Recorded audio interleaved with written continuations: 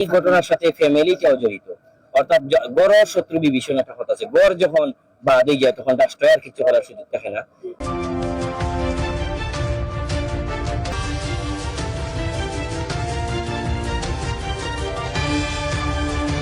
ফাহিমা, আগামীতে রহিমা, এরকম ঘটনা ঘটবো। সমস্যা হইলো আমরা বুড়ায় গন্ডগোল এটা ঠিক করতে হইলে এই যে সমাজের যারা আছেন এরা আজকে মিছিল দিয়ে এনজয় না করিয়া আপনারা মাথা রাখতে আমরা সচেতন হইতে হইব। আমরা আগামীতে সমাজের একটা কথা আছে, ওমর বিন আব্দুল আজিজ একজন আমরা প্রেসিডেন্ট বা খোলাফায়ে রাশিদিন আসলাম, তান জবানাত বাগে মহিষিয়ে এক জায়গা খাইতো, ফানি খাইতো।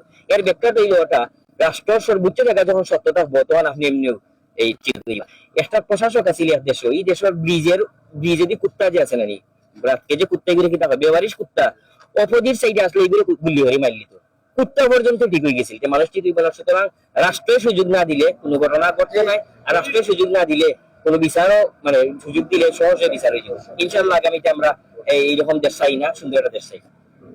মানুষের বেশিরভাগ মানুষের অনেক ভিতরে পশুত্ব থাকে, এটা সুযোগে জাগ্রত হয়ে ওঠে। এই পশুত্ব মানে জাগ্রত না হওয়ার লাগে আমরা বিভিন্ন ভাবে সচেতন হওয়ার দরকার, ধর্মীয় অনুভূতি, আল্লাহ প্রতি ভয় থাকার দরকার। আমি খুবই মানে আপ্লুত এবং খুবই হতাশ হয়েছি যে আমার ফ্যামিলির একজন মানুষ আছে মনে হয় যে এই ঘটনার সাথে ফ্যামিলিটাও জড়িত। অর্থাৎ বড় শত্রু বিভীষণ একটা কথা আছে, গড় যখন বাদে যায় তখন রাষ্ট্র আর কিছু করার সুযোগ থাকে না। তো আমি কৃতজ্ঞতা জানাই যে বৃহত্তর সোনাতলাবাসী যে প্রত্যেকটা মানুষে খাইয়া না খাইয়া দিনের পর দিন মানববন্ধন এবং তারা মানববন্ধন ভূমিকার কারণে বিভিন্ন প্রচার প্রচারণা প্রতিবাদের কারণে পুলিশে আসামি ধরতে সক্ষম হয়েছে। ইনোভা যে আরেকটা দুঃখের বিষয় হলো আমরা দেশের দ্রুত বিচার বা দ্রুত ট্রাইব্যুনাল না থাকার কারণে আমার ছোটবেলার অভিজ্ঞতা আছে, আমি যখন 5 বা 6 পড়ি তখন দেখছি একজন মানুষ একজন হত্যা করছে, খবর পাইছি। পরর 1 মাসের ভিতরে দেখি এই হত্যাকারী ইয়া গুরের জামিনে, আর যে হত্যা শিকার হয়েছে তার বউ বাচ্চা বাগি গেছে, অর্থাৎ যে বিচার পাইতে ওরা বাগের। পাশাপাশি বাংলাদেশের ইতিহাসে সব থেকে বেশি হত্যা করছে একজন কক্সবাজার একজন ওসি, 1000 মানুষ মারিয়াও এখনো তার কোনো বিচার হয়েছে না।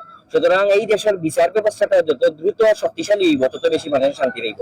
আজকে ভাই মা মারা গেছে, কালকে আমার বোন আমার মা, এরকম ঘটনা ঘটবো আর আমরা শুধু মানববন্ধন করিয়া যাই, এটা কোনো নীতি নয়। পাশাপাশি পুলিশের একটা বক্তব্য ইদানিং দেখলাম যে বিভিন্ন সময় কথাবার্তা হয় যে পুলিশে করতে কইলা যে অনেক মাদক কারবারি খারাপ মানুষের তারা দরিয়া দেয়, দরিয়া ধরে 1 সপ্তাহের ভিতরে ও মাদক কারবারি বা ও মাদক ব্যবসায়ী আইয়া পুলিশে হয় কিতা খবর স্যার স্যার আইবানি হ্যালো হাই হয়। সুতরাং পুলিশে দরিয়া দেওয়ার পরে দ্রুত তারা কোনো না কোনো ভাবে বাড়ি আইয়। এর মূল বিষয় হলো সমাজের মূল বড়ির সমস্যা। একটা কথা আছে আমরা কই না আগর আলো যেভাবে যায় ফিসর আলো ভাই যায়, রাজনৈতিক অঙ্গনের যে মূল বডি গুলায় এরা পুষিয়ে ফেলে, এরা ফোনে মাতে।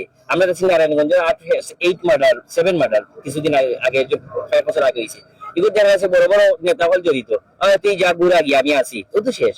এইরকম কিতাব ফাইমারে যে হত্যা করছে এরকম হত্যাকারী যে কিছু মানুষ আছে এর পিছিয়েও যাতে গডফাদার হলে সুযোগ না পায় এটা ভূমিকা রাখতে হবে জনগণের।